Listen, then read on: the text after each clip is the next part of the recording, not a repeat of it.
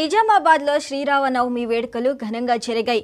వేడుకల్లో నిజామాబాద్ కాంగ్రెస్ ఎంపీ అభ్యర్థి ఎమ్మెల్సీ జీవన్ రెడ్డి పాల్గొన్నారు. శ్రీరామనవమి సందర్భంగా జరిగిన వేడుకలకు ప్రజలు భారీగా హాజరయ్యారు. ఈ రోజు శ్రీరామనవమి, శ్రీరామచంద్ర ప్రభువు ఒక విధంగా జన్మించిన జయంతి. ఆ జయంతి నాడు ఏదైతుందో వారి కళ్యాణం, మన ఉత్సవం జరుపుకోవటము ఆనవాయితీ.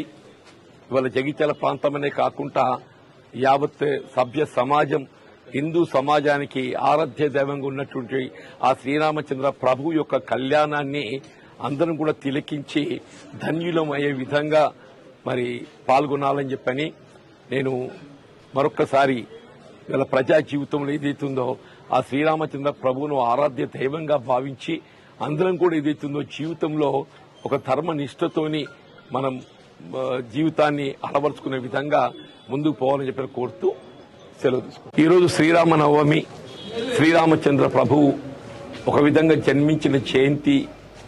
ఆ జయంతి నాడు ఏదైతుందో వారి కళ్యాణం, మన ఉత్సవం జరుపుకోవటము ఆనవాయితీ. ఇవాళ జగిత్యాల ప్రాంతమనే కాకుండా యావత్ సభ్య సమాజం, హిందూ సమాజానికి ఆరాధ్య దైవంగా ఉన్నటువంటి ఆ శ్రీరామచంద్ర ప్రభు యొక్క కళ్యాణాన్ని అందరం కూడా తిలకించి ధన్యులమయ్యే విధంగా మరి